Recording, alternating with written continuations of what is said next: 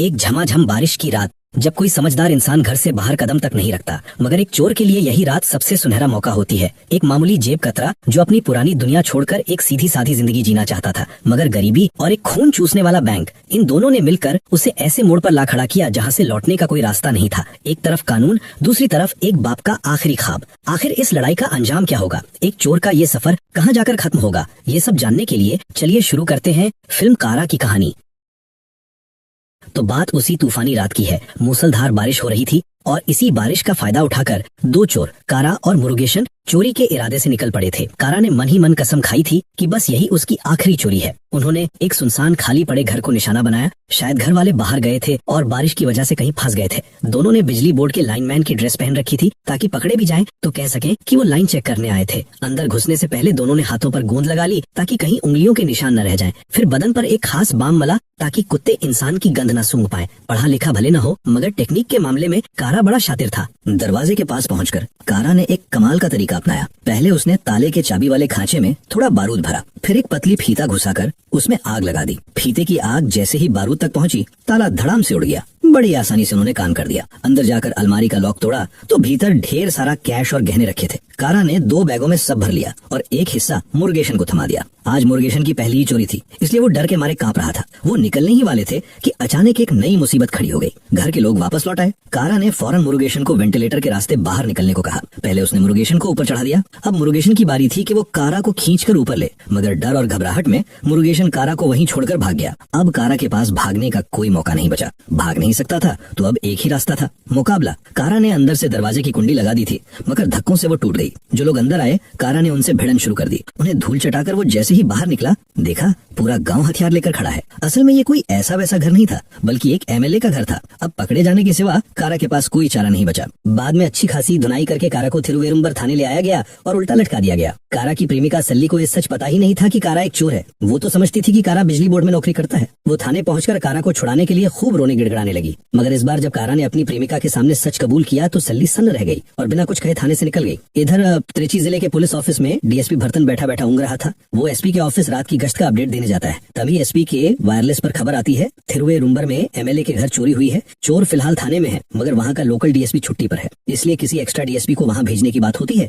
ये सुनते ही भरतन एसपी से रिक्वेस्ट करता है कि ये केस उसे दे दिया जाए। 30 साल की सर्विस में भरतन ने बड़े बड़े केस सुलझाए थे, मगर क्रेडिट कभी नहीं मिला। सारा श्रेय ऊपर वाले अफसर ले जाते थे, इसलिए रिटायरमेंट से पहले भरतन थोड़ा लाइमलाइट में आना चाहता था। एमएलए के घर की चोरी थी तो प्रेस कवरेज तो पक्का होगा, इसी बहाने वो भी न्यूज में आ जाएगा और इज्जत के साथ रिटायर हो जाएगा। एसपी ने केस उसके हवाले कर दिया और भरतन खुशी खुशी थिरुवेरुम्बर थाने पहुंच गया। तब तक कारा को नीचे उतार दिया गया था। उसकी चोरी की टेक्निक देखकर भरतन हैरान रह गया। उसने स्टाफ से प्रेस को बुलाने को कहा और एक आदमी को प्रेस कॉन्फ्रेंस के लिए केस की डिटेल लिखने को कहा। एमएलए के घर से असल में 54 भरी सोना चोरी हुआ था, मगर भरतन ने 54 की जगह 100 भरी लिखवाया ताकि चोरी बड़ी लगे। साथ ही उसने केस को कुछ इस तरह सजाया मानो किसी बड़ी सोची समझी प्लानिंग से उसने कारा को पकड़ा हो। ये सब सुनकर कारा बोल पड़ा कि भरतन ये ठीक नहीं कर रहा। ये सुनते ही भरतन भड़क गया, दौड़कर कारा की छाती पर लात मारी और चिल्लाया, खुद चोर होकर तो मुझे अच्छाई बुराई सिखाएगा। भरतन ने उसके पैर पर एक लात और मुंह पर एक घूंसा जड़ा और फिर शीशे के पास जाकर खुद को तैयार करने लगा ताकि प्रेस कॉन्फ्रेंस में वो स्मार्ट दिखे। इसी मौके पर कारा पीछे से उठ खड़ा हुआ और भरतन की तरफ बढ़ा। भरतन कुछ करता उससे पहले ही कारा ने उसकी छाती पर जोरदार घूंसा मारा। एक ही घूंसे में भरतन की हालत पतली हो गई। फिर एक और वार करके कारा ने बिजली के तार से कारीगरी की और पूरे थाने की पावर सप्लाई ही बंद कर दी। अंधेरे का फायदा उठाकर वो थाने से फरार हो गया। पुलिस वाले लाख खुशते रहे, कारा हाथ नहीं आया। जंगल में छिपकर कारा भगवान से दुआ कर रहा था, हे भगवान बस इस बार बचा ले, अब कभी चोरी नहीं करूंगा। खैर, इसके बाद करीब 6 महीने बीत जाते हैं। कारा अब सल्ली से शादी करके उसे लेकर रेनेगुंता में रहने लगा था। उसने सल्ली से वादा किया था कि अब वो कभी चोरी नहीं करेगा। दोनों वहाँ एक होटल में काम करते थे। दिन रात हाड़ तोड़ मेहनत के बाद भी ठीक से तनख्वाह नहीं मिलती थी। ऊपर से जिस घर में रहते थे वो भी खस्ता हाल था। थोड़ी सी बारिश होते ही छत से पानी टपकने लगता। ऐसी बदहाल जिंदगी कारा से और नहीं जी जा रही थी। बीवी की इतनी तकलीफ भी वो बर्दाश्त नहीं कर पा रहा था, इसलिए उसने फैसला किया कि वो खुद की एक कैंटीन खोलेगा। सल्ली बहुत अच्छा खाना बनाती थी तो वो खाना पकाएगी और कारा सर्व करेगा, मगर कैंटीन खोलने के लिए उनके पास पैसे नहीं थे। लिहाजा वो बैंक से लोन लेने पहुंच गए, मगर बैंक बिना गारंटी के लोन कहाँ देता है। लोन लेना है तो घर, जमीन या गहने कुछ न कुछ गिरवी रखना ही पड़ेगा। तब कारा को याद आया कि गांव में उनकी 8 एकड़ जमीन है। वो सोचता है कि उसी जमीन को गिरवी रखकर फिलहाल लोन उठा लेगा। कैंटीन में अच्छा धंधा चला तो धीरे धीरे लोन चुका देगा। तो जमीन के कागजात लाने के लिए कारा बीवी को साथ लेकर गांव की ओर निकल पड़ा, मगर कारा सल्ली को सीधे घर नहीं ले गया। उसने सेल्ली को एक लॉज में ठहराया और अकेला ही गांव में घुसा। दरअसल 16 साल पहले कारा अपने बाप के पैसे चुराकर गांव से भाग गया था। इतने सालों बाद उसके लिए सबका रवैया कैसा है ये भांपने के लिए वो अकेला गया, मगर सीधे घर जाने के बजाय पहले अपने मामा से मिला। मामा ने कारा को दिखते ही थप्पड़ रसीद कर दिया और गाली गलौज शुरू कर दी। उसने सलाह दी कि कारा अपने बाप से मिले बिना ही लौट जाए। गुस्से में कारा वापस जाने के लिए बस स्टॉप पर इंतजार करने लगा। फिर बस आने पर वो चढ़ने ही जा रहा था कि देखा बस से उसका बाप उतर रहा था। कारा ने बाप की नजरों से बचकर भागने की कोशिश की, मगर बाप ने उसे पहचान ही लिया। हैरानी की बात, बाप कारा पर जरा भी नाराज नहीं था, उल्टा बेटे को वापस पाकर वो खुशी से रो पड़ा। फिर बाप कारा को बाहर ले आया। माँ भी कारा को देखकर खुशी के आंसू बहाने लगी। कारा के नहाने के लिए बाप ने पानी गर्म कर दिया, मगर कारा के पास एक्स्ट्रा कपड़े नहीं थे, तो बाप ने उसे नए कपड़े, चप्पल, तौलिया सब खरीद कर दे दिए। इतने सब प्यार के बीच कारा बाप से जमीन के कागज मांग ही नहीं पाया। अगले दिन कारा बाप के साथ खेत गया। आज उनके खाद की सप्लाई आई थी। खेत के बीच एक ट्रैक्टर देखकर कारा ने बाप से उसके बारे में पूछा। बाप ने बताया कि ज्यादा फसल की उम्मीद में उसने जमीन के कागज गिरवी रखकर ये ट्रैक्टर खरीदा था, मगर पिछले 7 महीने से ट्रैक्टर वैसे ही पड़ा है, क्योंकि वैश्विक युद्ध की वजह से डीजल के दाम आसमान छू रहे हैं।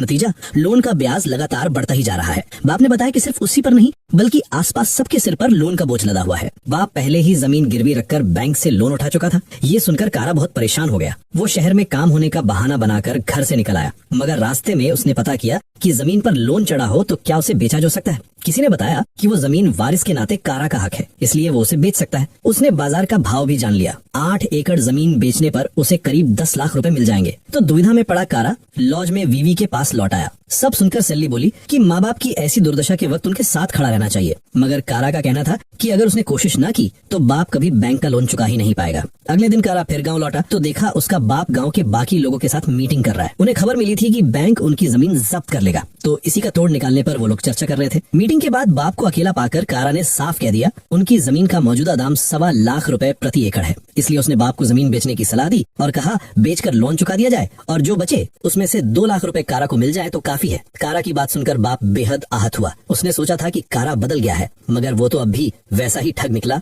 बाप बेटे में अच्छी खासी बहस हो गई और कारा गुस्से में चला गया। बाप भी उदास होकर घर लौटा। घर आकर खाने बैठा तो गले से कौर ही न उतरे। पेट में भूख होते हुए भी वो खा ना सका। इसी बीच घर पर फिर डाकिया आता है और बैंक का एक नोटिस थमा जाता है। लोन ना चुका पाने पर बैंक उसकी जमीन जब्त कर रहा है। उधर कारा काफी सोच विचार के बाद घर लौटता है तो बाप को नहीं पाता, मगर बैंक का वो नोटिस उसके हाथ लग जाता है। फिर खेत के पास जाकर देखता है कि बाप उनके पुरखों की समाधि के पास बैठा है। कारा बाप पर गुस्सा दिखाकर कहता है कि अब ये जमीन उनमें से किसी को नहीं मिलेगी बल्कि बैंक ले जाएगा, इसलिए जमीन बेच दो। मगर बाप बताता है कि जमीन में उनके पुरखे सोए हुए हैं, उसे भी मरने के बाद उन्हीं के बगल में दफन किया जाएगा, इसलिए ये जमीन वो जीते जी बिकने नहीं देगा। कारा कहता है जमीन से इतना ही लगाव था तो गिरवी क्यों रखी। बाप जवाब देता है कि उसने एक पढ़े लिखे आदमी पर भरोसा करके गलती कर दी। उस आदमी ने उन सबको ठग कर इस मुसीबत में डाल दिया। कारा फिर भी बेचने के लिए जोर डालता रहा तो बाप बोला तू तो पैसे लेकर चला जाएगा, मगर ये जमीन ना रही तो मैं और तेरी माँ कैसे जिएंगे ये सोचा है तूने। ये सुनते ही कारा एक पल भी रुके बिना तेज कदमों से चल पड़ा। दरअसल कारा गुस्से में नहीं जा रहा था, बल्कि उसने बाप से जो नाजायज मांग की थी उसी शर्म और पछतावे में जा रहा था।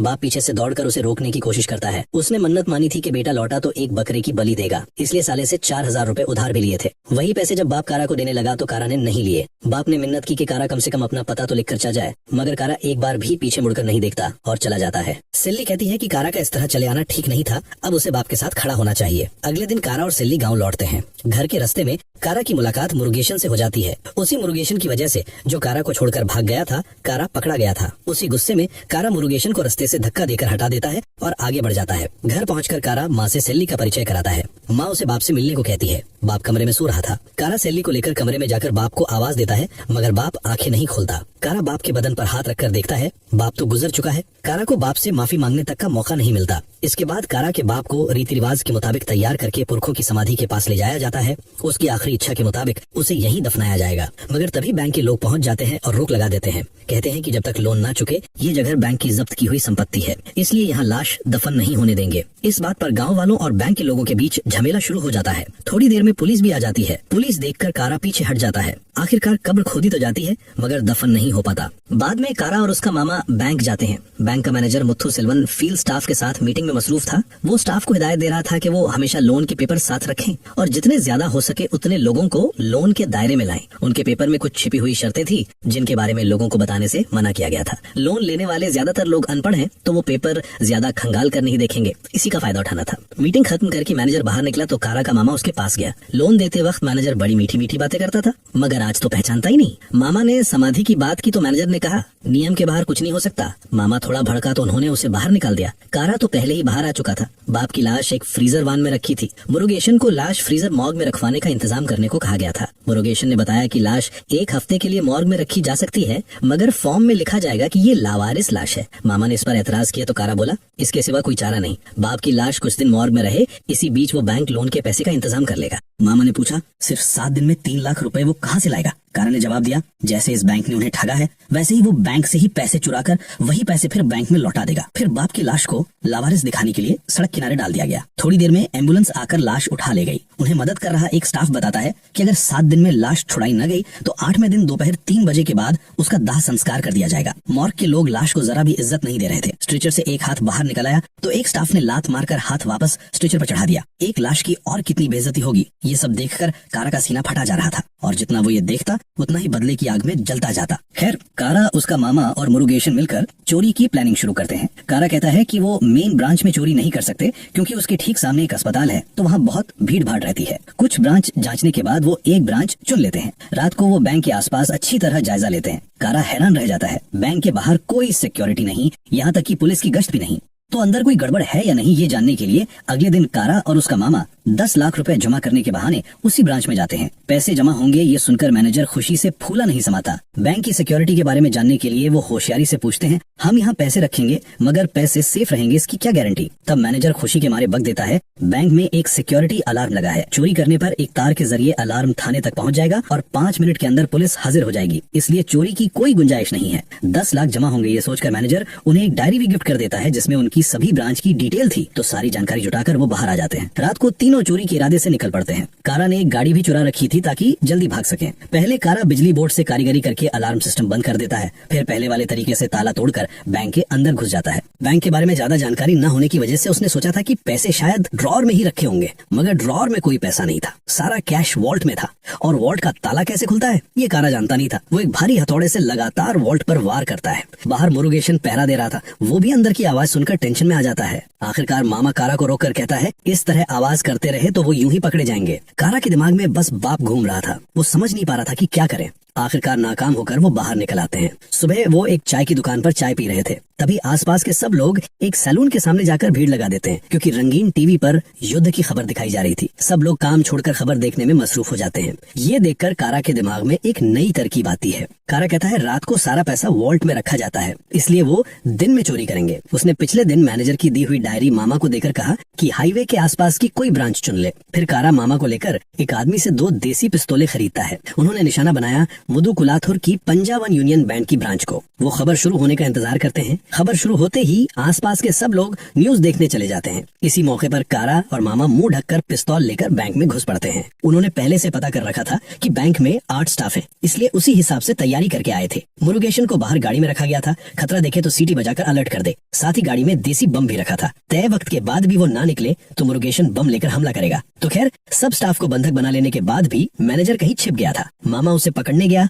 तो उसने मामा को काट खाया। बाद में कारा स्टाफ गिनता है, सिर्फ 7 निकले तो मैनेजर के कमरे में जाकर देखता है कि वो वहीं छिपा बैठा है। 8 के हाथ पैर मुंह बांध दिए जाते हैं। कारा एक से पूछता है, वॉल्ट की चाबी कहाँ है? फिर चाबी लेकर वॉल्ट खोलते हैं तो भीतर लाखों रुपए पड़े हैं, मगर कारा सिर्फ 3 लाख रुपए ही चुराता है क्योंकि उसके बाप ने 3 लाख का ही लोन लिया था। इस पैसे से लोन चुकाकर वो बाप को समाधि दे सकेगा। तो वो निकलने ही वाले थे कि तभी बैंक में एक पुलिस अफसर आ जाता है। बाहर से मुरुगेशन भी सीटी बजाकर अलर्ट कर देता है। अब भागने का रास्ता नहीं था तो कारा सब स्टाफ को एक कमरे में बंद कर देता है और खुद इंटेंट करते हुए ऐसा भाव बनाता है मानो वो बैंक का स्टाफ हो। मामा एक तरफ ऐसे खड़ा हो जाता है मानो पैसे जमा करने आया हो। पुलिस अफसर बैंक में घुसकर सब खाली देखता है तो पूछता है, बाकी लोग कहाँ हैं? कारा कहता है, मैनेजर की बेटी की शादी है इसलिए सब शादी में गए हैं। फिर अफसर गार्ड के बारे में पूछता है तो कारा बताता है, गार्ड बगल में चाय पीने गया है। अफसर बिना शक किए कहता है कि उसकी यहाँ नई पोस्टिंग हुई है, इसीलिए वो एक नया अकाउंट खोलना चाहता है। कारा ने पिछले बैंक के मैनेजर से सुन रखा था कि अकाउंट खोलने में कौन कौन से डॉक्यूमेंट लगते हैं, तो उसने अफसर से वो लाने को कहा तो अफसर बोला कि वो साथ लाया है। कारा फिर मुसीबत में फंस गया क्योंकि अकाउंट खोलने का प्रोसेस उसे आता नहीं था,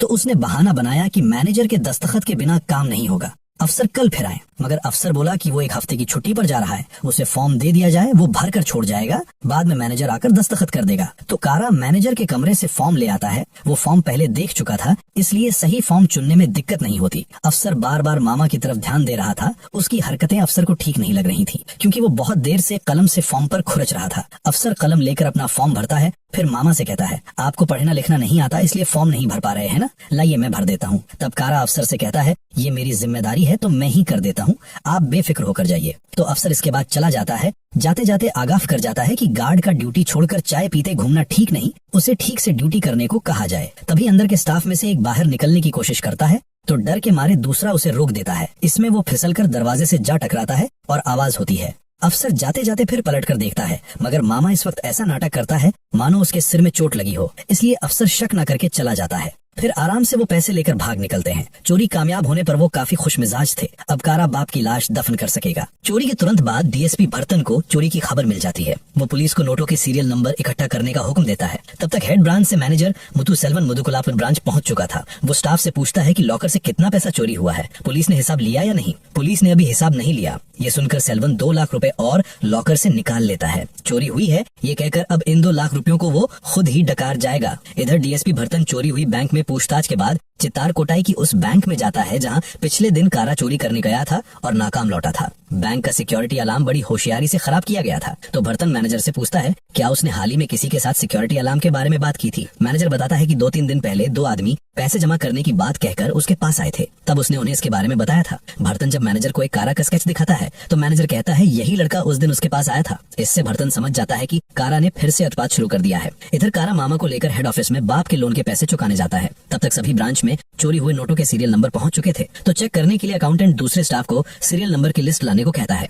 मामा तो मान ही लेता है कि अब उनकी खबर ले ली जाएगी, मगर अकाउंटेंट बैग खोलकर देखता है कि सारे नोट पुराने हैं। चोरी हुए नोट तो चमचमाते नए थे, इसलिए पुराने नोट देखकर सीरियल चेक करने की जरूरत ही नहीं पड़ती। मामा हैरान होकर कारा से पूछता है, उसने आखिर कब नोट बदल डाले। उधर भर्तन को खबर आती है कि उन्होंने एक आदमी को पकड़ा है जिसके पैसों के सीरियल नंबर चोरी हुए नोटों से मिल रहे हैं, मगर वो कह रहा है कि ये उसकी तनख्वाह के पैसे हैं। भर्तन पता करता है कि वो कहाँ काम करता था, फिर उसी दुकान पर चला जाता है। दुकान मालिक बताता है कि वो सुबह दुकान आकर देखता है कि ताला टूटा है। चोरी हुई समझकर दौड़ा दौड़ा आया तो देखा पैसे ड्रॉर में हिसाब के मुताबिक ही हैं। तब उसे समझ आया कि पैसे चोरी नहीं हुए बल्कि नोट बदल दिए गए हैं। असल में ये काम कारा ने ही किया था। वो जानता था कि बैंक में पैसे चुकाने जाएगा तो सीरियल नंबर की वजह से पकड़ा जा सकता है, इसलिए इसने पहले ही नोट बदल लिए थे। भर्तन टूटा ताला देखकर पक्का यकीन कर लेता है ये 100% कारा का ही काम है, क्योंकि ताले के अंदर बारूद भरकर ताला तोड़ने की ये टेक्निक कारा ही इस्तेमाल करता था। तो खैर, इसके बाद भर्तन सीधे हेड ऑफिस आ जाता है। कारा और मामा तब भी वहीं थे, मगर भर्तन ब्रांच में घुसकर मैनेजर सेल्वन के कमरे में चला जाता है, इसलिए कारा को देख नहीं पाता। भर्तन सेल्वन से कहता है, शनिवार को इस बैंक की एक शाखा में चोरी की कोशिश करके चोर नाकाम रहा। ऐसे में आमतौर पर चोर भाग जाता है या छिप जाता है, मगर इस चोर ने ऐसा ना करके उसी बैंक की दूसरी शाखा में सोमवार को चोरी कर ली। इसका मतलब चोर बहुत जल्दबाजी में था और चोर चाहता तो सारा पैसा ले जा सकता था, मगर उसने सिर्फ 5 लाख रुपए ही लिए। यानी कारा ने 3 लाख चुराए थे और सेल्वन ने 2 लाख दबाए थे, दोनों मिलाकर 5 लाख। तो भर्तन का अंदाजा था कि चोर को बस इतने ही पैसों की जरूरत थी और चोर ने सिर्फ इसी बैंक की शाखाओं में चोरी की है, मतलब चोर को इस बैंक पर गुस्सा था। इधर कारा लोन के 3 लाख रुपए चुका तो देता है, मगर अकाउंटेंट बताता है कि उनके और भी पैसे बकाया हैं। कारा के बाप ने ठीक से लोन नहीं चुकाया था, इसलिए चक्रवृद्धि ब्याज और तरह तरह के वैट टैक्स मिलाकर अब भी उन्हें 1,47,184 रुपए और देने होंगे। ये सुनकर मामा हो हल्ला शुरू कर देता है, क्योंकि उन्होंने तो सिर्फ 3 लाख का ही लोन लिया था। इस पैसे के इतने बच्चे कैसे निकल आए, ये भला कौन माने। अकाउंटेंट झमेला ना करके मैनेजर से बात करने को कहता है। कारा मैनेजर के कमरे में झांक कर पुलिस को देखता है तो होशियार हो जाता है और मामा को शांत होने को कहकर बाहर ले जाता है। भर्तन अंदाजा लगाता है कि बैंक लोन न चुकाने पर घर जमीन सब जब्त कर लेता है, तो इसी गुस्से से और लोन चुकाने के लिए किसी ने ये चोरी की है। पिछले 1 महीने में बैंक ने जितने लोगों को संपत्ति जब्ती के नोटिस भेजे हैं, भर्तन उन सब की लिस्ट मांगता है। फिर भर्तन सेल्वन को कारा का स्केच दिखाकर पूछता है, पहचानता है क्या। मैनेजर कहता है नहीं पहचानता। इसके बाद वो भर्तन को लिस्ट दे देता है और भर्तन उस लिस्ट के सहारे हर गाँव और घर की तलाशी लेता है। क्योंकि कारा के बाप को भी 1 महीने के अंदर ही नोटिस भेजा गया था, तो इस लिस्ट में उसका नाम भी होना चाहिए, मगर हैरानी की बात पुलिस उसके घर तक पहुंच ही नहीं पाती। भर्तन भले कारा के घर ना पहुंचे, मगर मैनेजर सेल्वन जरूर पहुंचाता है। वो कारा से साफ कह देता है, मुझे पता है बैंक की चोरी तूने ही की है, मैं चाहता तो तुझे पकड़वा सकता था, मगर नहीं पकड़वाया क्योंकि तू सोने के अंडे देने वाली मुर्गी है। असल में सेल्वन ने ही लिस्ट से कारा के बाप का नाम हटाकर उसका प्रिंट आउट निकालकर भर्तन को दिया था। तो सेल्वन कारा को ऑफर देता है। कारा के अभी 1.5 लाख रुपए बाकी हैं। सेल्वन की बात मानकर चले तो कारा के लोन चुकाने के साथ साथ ढेर सारी कमाई भी होगी। सेल्वन जिन जिन बैंकों के नाम बताएगा, कारा उन्हीं में चोरी करेगा और मुनाफा वो आपस में बांट लेंगे। मगर कारा ने तो सिर्फ बाप का लोन चुकाने के लिए चोरी की थी, इसलिए वो सेल्वन के ऑफर पर हाँ नहीं कहता। फिर भी सेल्वन कारा की जेब में अपना कार्ड डालकर कहता है कि मन बदले तो संपर्क करना, और चला जाता है। सेल्वन कारा के फोन का इंतजार कर रहा था, तभी उसके पास भर्तन का कॉल आता है। भर्तन पूछता है, आज किसी ने बैंक में 5 लाख रुपए जमा किए क्या। सेल्वन कहता है, आज किसी ने 5 लाख जमा नहीं किए। वो भर्तन से कहता है कि वो गलत रास्ते पर चल रहा है, उसे कोई और सुराग खोजना चाहिए, मगर भर्तन को तब तक सुराग मिल चुका था। वो अंदाजा अंदाजा लगाता है चोर ने अभी पैसे जमा नहीं किए, मतलब उसे और पैसों की जरूरत है, यानी वो और चोरी करेगा। तो चोर की अगली चाल भांपने के लिए भरतन हेड ऑफिस चला जाता है और सेल्वन को भी वहीं बुला लेता है। भरतन पहले सभी ब्रांच की डिटेल ले लेता है, फिर वो सब ब्रांच के मैनेजरों को नींद से जगाने के लिए कहता है, साथ ही लोकल थानों को भी अलर्ट करने को कहता है। अब मैनेजरों से कहा जाता है कि वो ऑफिस जाकर सिक्योरिटी अलार्म का बटन दबाएं, इससे पता चलेगा कि किन ब्रांच के अलार्म काम कर रहे हैं। लगभग सभी ब्रांच के अलार्म काम कर रहे थे, सिर्फ पाडामा कुड़ी ब्रांच का अलार्म काम नहीं करता और इसी से भरतन समझ जाता है इसी बैंक में चोरी होगी। असल में थोड़ी देर पहले ही कारा ने इस बैंक के अलार्म की लाइन काट दी थी, क्योंकि अगले दिन उसने यही चोरी की प्लानिंग कर रखी थी। तो अगले दिन पुलिस वाले बैंक के स्टाफ बनकर बैंक के अंदर अलग अलग डेस्क पर पोजीशन ले लेते हैं। भरतन बाहर एक जीप में बैठकर बाहर की तरफ नजर रखता है। थोड़ी देर में कारा, मामा और मुरुगेशन गाड़ी में आ पहुंचते हैं, मगर कारा बैंक से काफी दूर गाड़ी रोक देता है, जिससे भरतन को शक हो जाता है। कारा भी सोच रहा था कहीं कोई गड़बड़ तो नहीं, इसलिए वो मुरुगेशन को बैंक के अंदर जाकर हालात दिखाने को कहता है। मुरुगेशन गाड़ी से उतरता है तो भरतन अंदर के स्टाफ को अलर्ट कर देता है। मुरुगेशन अंदर जाकर कहता है कि वो डिपॉजिट फॉर्म लेने आया है। फॉर्म लेने के बहाने मुरुगेशन सबको अच्छी तरह देख लेता है। फिर बाहर निकलता है तो स्टाफ भरतन को रिपोर्ट करते हैं कि वो आम कस्टमर था, मगर भरतन का शक सिर्फ डिपॉजिट फॉर्म लेने आया था तो इतनी दूर गाड़ी क्यों रोकेगा। वो स्टाफ को सावधान रहने को कहता है।